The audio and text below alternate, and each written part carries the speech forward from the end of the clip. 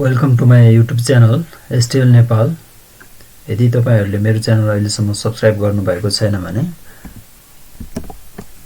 यहाँ रहेको सब्स्क्राइब बटनमा क्लिक गरेर के गर्न सक्नुहुनेछ, सब्स्क्राइब गरेर मोर अपडेट रहन सक्नुहुनेछ।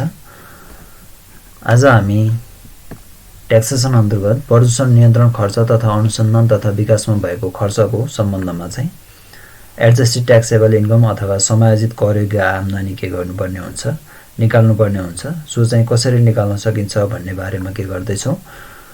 इन्कम ट्याक्स एक्ट 2058 अन्तर्गत रहेर डाइरेक्टिभ्स सोलाई सहज गर्नको लागि के गरेको छ, डाइरेक्टिभ्स म्यानुअल चाहिँ के गरेको छ 2066 जारी गरेको छ, जुनको तेस्रो पटक संशोधन 2077 रहेको छ, जस अन्तर्गत रहेर के गरिएको छ यहाँ चाहिँ डिस्कसन गरिएको छ।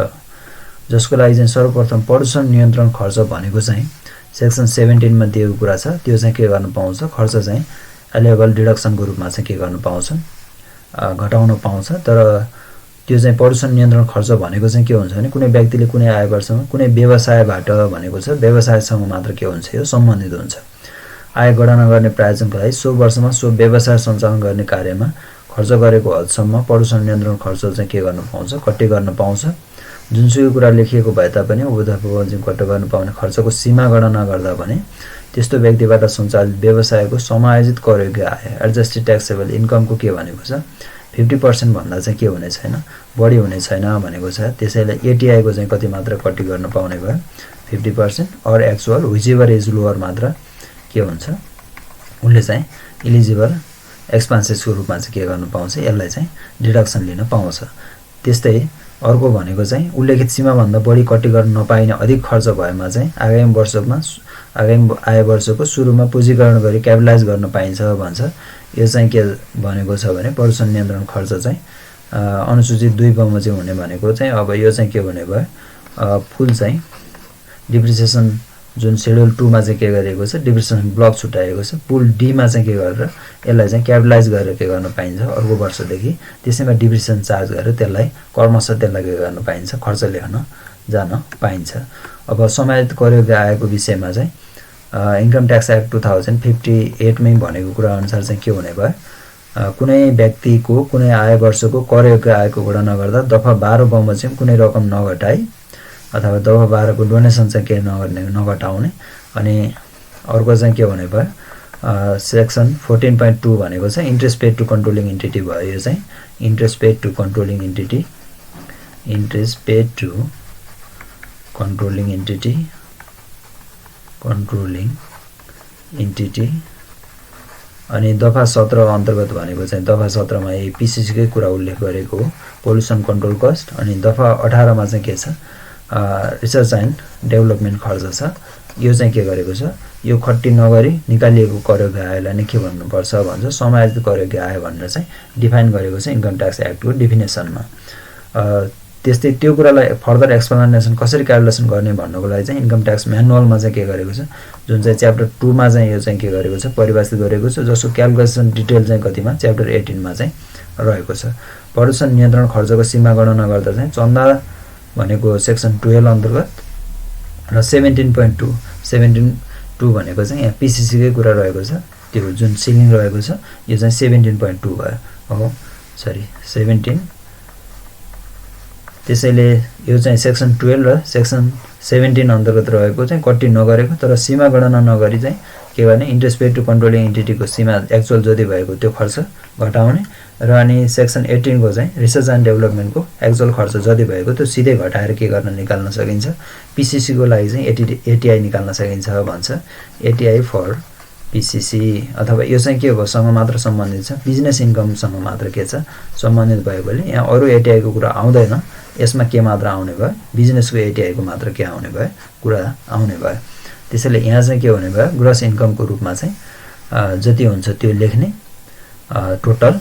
अनि यसमा चाहिँ के गर्नुपर्ने हुन्छ, all eligible expense except donation section 12 बाहेक भनेकोले सेक्सन 12 बाहेक भयो। अनि त्यसपछि यो चाहिँ कति छ, यो चाहिँ एक्चुअल लिन पाइन्छ, अहिलेलाई मात्र खाली एक्सक्लुडिङ गरेको सेक्सन 14.2 को। अनि त्यसपछि यो पछि लिन पाइन्छ नै, घटाउन पाइन्छ। त्यसपछि कन्ट्रोलिङ एन्टिटी भइहाल्यो। अनि त्यसपछि PCC को कुरा यो चाहिँ आउँदैन किनकि PCC कै के निकाल्नु पर्ने छ ATI निकाल्नु पर्ने छ अनि त्यस्तै रिसर्च एन्ड डेभलपमेन्ट यो चाहिँ पछि आउँछ नै हो अहिलेलाई यो चारवटा कुरा एक्सक्लुड गरेर के गर्ने अल एक्सपेन्सेस के गर्दिने डिडक्सन गर्दिने त्यो घटाइसकेपछि फेरि 14.2 जुन पाउँछ यो एकैचोटी गर्दा पनि हुन्छ यसलाई के नगरेर 14.2 लाई जति एक्चुअल खर्च भएको त्यो घटाएर भनेको छ अनि 18 अन्तर्गत चाहिँ एक्चुअल खर्च भएको यो चाहिँ कति भयो R&D को कुरा चाहिँ सेक्सन 18 अन्तर्गत भयो यो दुवै खर्च के गर्ने घटाइदिने घटाएर जति आउँछ त्यो चाहिँ के हुने भयो adjust taxable income for PCC भनेर चाहिँ के गर्न सकिन्छ क्यालकुलेसन गर्न सकिन्छ अनि एलिजिबल एलोवेबल डिडक्सन लिन पाउने चाहिँ के हुन्छ 50% अफ ATI जति हुन्छ त्यो 50 यसको चाहिँ के गर्ने 50% क्यालकुलेसन गर्ने और एक्चुअल व्हिचएभर इज लोअर जुन चाहिँ कम हुन्छ त्यसलाई के गर्ने एलिजिबल एक्सपेन्सेस को रूपमा चाहिँ के गर्ने घटाउन पाउँछ अब बाँकी रह्यो भने चाहिँ के गर्ने बाँकी एलिजिबल एमाउन्टले गर्दा यो सिलिङले गर्दा 50% सिलिङले गर्दा चाहिँ के हुने भयो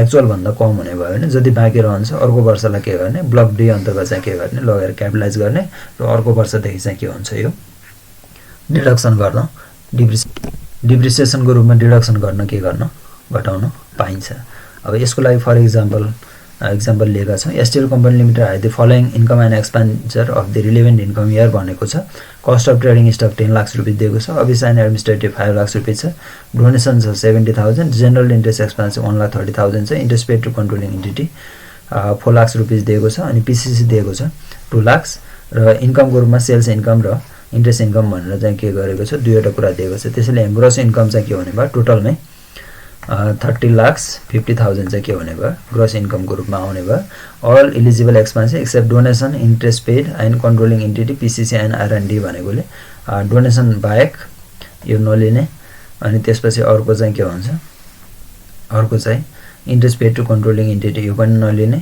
अनि त्यस्तै PCC र R&D यो तीनवटा नलिकन खर्च अहिले घटाउँदा चाहिँ यो अरु बाँकी चाहिँ के हुन्छ यो सेक्सन 14.2 यो पनि आउँछ नै पछि आउँछ नि त्यस्तै यो PCC पनि आउँछ एकछिनको लागि मात्र घटाएको एकैचोटी यसलाई एक्चुअल लिएर घटाउँदा पनि हुन्छ यो 10 लाख प्लस 5 लाख 15 लाख भयो प्लस 130 गर्दा चाहिँ कति भयो 16 लाख 13,000 चाहिँ के हुने भयो डिडक्सन हुने भयो अनि त्यसमा चाहिँ interest paid to controlling entity यो सेक्सन 14.2 को विदाउट सिलिङ भनेकोले यहाँ जति आएको छ त्यति नै एक्चुअल नै अमाउन्ट लिने एक्चुअल एक्सपेन्सेस जति भएको छ interest paid to controlling entity यसलाई के गर्दिने डिडक्सन घटाइदिने त्यसपछि अर्को PCC र R&D छ भने त्यसलाई यसरी PCC को चाहिँ आफैको के निकाल्नु पर्ने छ ATI निकाल्नु पर्ने भयो भने PCC पाउने भएन R&D भएको छ R&D चाहिँ के गर्ने घटाइदिने R&D चाहिँ यहाँ कति दिएको छ यहाँ दिएको छैन हो R&D दिएको छैन त्यसैले यहाँ चाहिँ कति हुने भयो टोटल यो टोटल गर्दा चाहिँ कति हुने 16,30,000 4 लाख 20 लाख 30,000 हुन्छ यो 30 लाख 50,000 बाट डिडक्सन गर्दा चाहिँ ATI चाहिँ कति आउने भयो 10 लाख 20,000 के आउँछ ATI फर PCC आउँछ अब यो ATI फर PCC कै आधारमा के गर्नुपर्ने हुन्छ एलिजिबल अमाउन्ट कति हुन्छ एलोवेबल डिडक्सन चाहिँ घटाउनु पर्ने हुन्छ त्यसको लागि चाहिँ के रहेको छ रुल्स अनुसार 50% अफ ATI भनेकोले चाहिँ कति हुने भयो 50% अफ ATI भनेकोले 10,20,000 गर्दा चाहिँ कति हुने भयो यो गर्दा चाहिँ कति आउँछ 5,10,000 आउँछ हो अनि त्यसपछि अर चाहिँ कति हुने भयो अर एक्चुअल PCC भनेकोले 2 लाख अर एक्चुअल 2 लाख यो दुईवटा मध्ये जुन चाहिँ कम हुन्छ त्यो मात्र के गर्न पाउँछ एलोवेबल PCC को रूपमा चाहिँ घटाउन पाउँछ व्हिचएभर इज लोअर भनेकोले 2 लाख मात्र उले के गर्न पाउने भयो यो चाहिँ ट्याक्सेबल इन्कम निकाल्दा चाहिँ उले के गर्न पाउँछ डिडक्सन लिन पाउँछ यसरी चाहिँ के गर्न सकिन्छ ATI फर PCC चाहिँ के गर्न सकिने भयो क्यालकुलेसन गर्न सकिने भयो त्यस्तै गरेर रिसर्च एन्ड डेभलपमेन्टमा पनि सेम उस्तै तरिका रहेको छ खाली रिसर्च एन्ड डेभलपमेन्ट बाहेक अर्को PCC चाहिँ के गर्नुपर्ने हुन्छ लिनुपर्ने हुन्छ अब रिसर्च एन्ड डेभलपमेन्ट भनेको चाहिँ कुनै व्यक्तिले कुनै आय वर्षको कुनै व्यवसायबाट भएको आय गणना गर्ने प्रयोजनको लागि सो आय वर्षमा व्यवसायसँग सम्बन्धित हो गरेको हदसम्म अनुसन्धान र रिसर्च गरेको कति गर्न पाउनेछ भनेको छ त्यसमा पनि त्यही कुरा नै लेखिएको छ करयोग्य आयको 50% भन्दा बढी हुने छैन भनेको छ समायोजित करयोग्य आयको त्यही नै हो सीमा निकाल्ने तरिका अनि उपदफा 2 मा उल्लेखित सीमा भन्दा बढी कति गर्न नपाइने चाहिँ के गर्न पाइन्छ अर्को ब्लक अथवा पुल चाहिँ डिप्रिसिएसन सेक्सन शेड्युल 2 अन्तर्गत दिएको सेक्सन 19 मा चाहिँ डिप्रिसिएसनको बारेमा कुरा गरेको छ। त्यो अन्तर्गत रहेको कुल डी मा चाहिँ के गर्न पाउँछ, त्यसलाई चाहिँ लगेर क्यापिटलाइज गर्न पाउँछ र अर्को वर्षदेखि के गर्ने, त्यसलाई चाहिँ डिप्रिसिएसनको रूपमा चाहिँ खर्च लेख्दै जान पाइन्छ भनेर चाहिँ डिफाइन गरेको छ। त्यसैको आधारमा हेर्दा चाहिँ समायोजित कर आयको बारेमा चाहिँ डेफिनेसन त्यही नै रहेको छ। त्यसमा चाहिँ के भन्छ, समायोजित कर आय भन्नाले डोनेसन बाहेक सेक्सन 14 को 2 अथवा interest paid to controlling entity अनि 17 अथवा पिसिसी र 18 R&D रिसर्च एन्ड डेभलपमेन्ट बाहेक हो भन्ने चाहिँ के गरेको छ, इन्कम ट्याक्स एक्टमा चाहिँ डिफाइन गरेको छ। सही कुरालाई एक्सप्लेनेसन गर्दै डायरेक्टिभ्स अथवा म्यानुअलमा चाहिँ के गरेको छ, अनुसन्धान र विकास खर्चको सीमा गणना गर्दा चाहिँ के गर्ने भन्छ, चन्दा तथा दफा 18.2 हो। यो चाहिँ डोनेसनको बारेमा चाहिँ के छ, डोनेसन सबैमा एक्सक्लुड गर्ने भनेको छ सेक्सन 12 को कुरा चाहिँ। अनि 18.2 भनेको चाहिँ यहाँ के हुने भयो, यो चाहिँ रिसर्च एन्ड डेभलपमेन्ट नै हुने भयो। त्यसलाई खर्च चाहिँ के गर्ने, त्यो दुईवटा खर्च नघटाएको तर सीमा गणना नगरी 14.2 interest paid to controlling entity र पिसिसी हो, सीमा गणना नगरी चाहिँ के गर्ने, निकाल्ने भनेको छ। त्यसलाई चाहिँ के गर्ने, घटाउने भनेको छ। त्यसैले ग्रोस इन्कम चाहिँ के गरिन्छ, लिइन्छ। यो व्यवसायसँग मात्र सम्बन्धित भयो हो। पिसिसी र R&D भनेको चाहिँ यो बिजनेससँग मात्र के हो, सम्बन्धित हो, बिजनेसकै ग्रोस इन्कम। अनि त्यस्तै अर्को चाहिँ के रहेको छ, all eligible expenses except donation interest paid to controlling entity. यो पहिले के गर्ने, चारवटा कुरालाई चाहिँ के गरिदिने, एक्सक्लुड गरिदिने सजिलो हुन्छ भनेर मात्र हो। नत्र एकैचोटि दुईटा कुरा इन्क्लुड गरेर यो 1 र जे निकाल्नु पर्ने छ त्यसलाई मात्र के गर्दा, एक्सक्लुड गर्दा हुन्छ। जस्तै यो दुईवटा कुरालाई मात्र एक्सक्लुड गर्दा हुन्छ, 1 र 4 लाई मात्र एक्सक्लुड गर्दा हुन्छ। यसलाई चाहिँ नलिने हो। यो दुईवटा चाहिँ एक्चुअलमा जति भएको छ त्यसलाई लिने। यो क्यालकुलेटेड सिलिङ अनुसार होइन कि एक्चुअलमा जति भएको छ त्यसलाई मात्र लिने। Donation interest paid to controlling entity र पिसिसी र R&D हो। यो चारवटै कुरा नलिकन पहिला के गर्ने, एक्सपेन्सेसहरू घटाउने। अनि interest paid to controlling entity without ceiling भनेको छ यो 14.2 को कुरा। यो कुरा के गरिदिने, फेरि घटाइदिनु हुन्छ, माथि एक्सक्लुड गरेर लिँदा पनि हुन्छ। अनि पिसिसी विदाउट सिलिङ भनेको छ R&D निकाल्दैछ, त्यसैले यहाँ के लिनु पाइन्छ, पिसिसी को सिलिङ बाहेकको जति एक्चुअल खर्च भएको छ त्यसलाई लिने। अनि जति आउँछ त्यसको 50% अर एक्चुअल व्हिचएभर इज लोअर चाहिँ के गर्ने, एलोएबल डिडक्सनको रूपमा घटाउन पाउँछ। अनि पिसिसी को जस्तै बाँकी रह्यो भने चाहिँ के गर्ने, ब्लक डी मा अथवा पुल डी मा लगेर के गर्ने, अर्को वर्ष चाहिँ क्यापिटलाइज गर्ने। फर इक्जाम्पल एक्सटेल कम्पनीको सेम नै रहेको छ। जस्तै cost of trading stock 10 lakh भयो, यो भयो, डोनेसन दिएको छ। अनि general interest expenses interest paid to controlling PCC दिएको छ, सेल्स र इन्ट्रेस्ट इन्कम दिएको छ। अब यस्तो अवस्थामा चाहिँ के हुने भयो, ग्रोस इन्कम भनेको चाहिँ टोटल 30,50,000 हुने भयो, 30,50,000। अनि all eligible expenses except donation गर्दा चाहिँ कति आउने भयो, यो गर्दा चाहिँ एक्सेप्ट डोनेसन नलिने अहिले। अनि त्यसपछि अर्को चाहिँ interest paid to control entity पनि नलिने, अहिलेलाई पिसिसी पनि नलिने, तर यो आउँछ नै। अनि interest paid to controlling entity पनि आउँछ हो। यो दुईवटा बाहेक खालि यहाँ रिसर्च एन्ड डेभलपमेन्ट हामीलाई दिएकै छैन।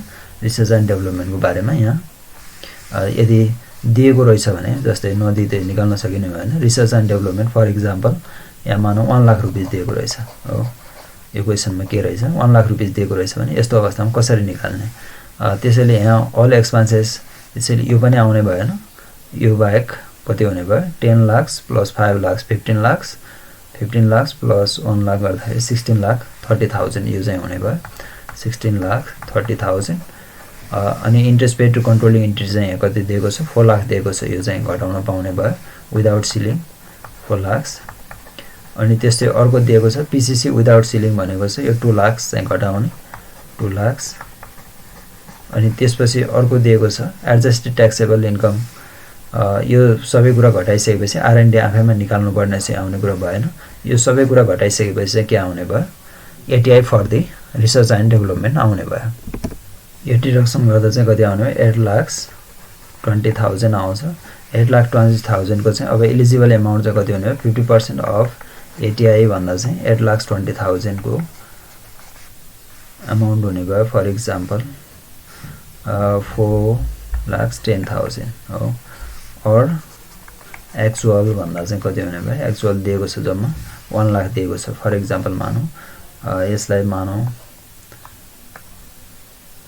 मानौ यो 5 लाख नै दिएको छ हो 5 लाख दिएको रहेछ भने त्यो अवस्थामा चाहिँ के हुने भयो यहाँ एक्चुअल अमाउन्ट चाहिँ कति हुने भयो 5 लाख हुने भयो हो व्हिचएभर इज लोअर भनेकोले रुल्स अनुसार के गर्नु पर्यो व्हिचएभर इज लोअर गर्दा चाहिँ कति आउने भयो 4,10,000 अब बाँकी चाहिँ कति रहने भयो 90,000 चाहिँ के गर्ने रिमेनिङ अमाउन्ट भनेको छ नि रिमेनिङ अमाउन्ट भनेको चाहिँ 90,000 चाहिँ के हुने भयो जस्तै 5 लाख चाहिँ म्याक्सिमम सिलिङ एक्चुअल भएको भयो खर्च अब उसले घटाउन पाउने खर्च चाहिँ व्हिचएभर इज लोअर भन्दा 410 मात्र भयो त्यसैले एक्चुअल माइनस इलिजिबल अथवा एलोएबल घटाउँदा चाहिँ कति हुने भयो 90,000 चाहिँ के गर्ने ब्लक डी मा लगेर चाहिँ के गर्ने अर्को वर्षको ओपनिङ डिप्रिसिएसन बेसिसमा चाहिँ ब्लक डी मा लगेर के गर्दिने क्यापिटलाइज गर्दिने यसरी चाहिँ के गर्न सकिन्छ यो चाहिँ एलिजिबल अमाउन्ट फर दिस इयरको लागि चाहिँ के गर्न पाउने भयो घटाउन पाउने यसरी के निकाल्न सकिन्छ ATI for research and development cost पनि के गर्न सकिन्छ क्यालकुलेसन गर्न सकिन्छ thank you for watching my channel don't forget to subscribe my channel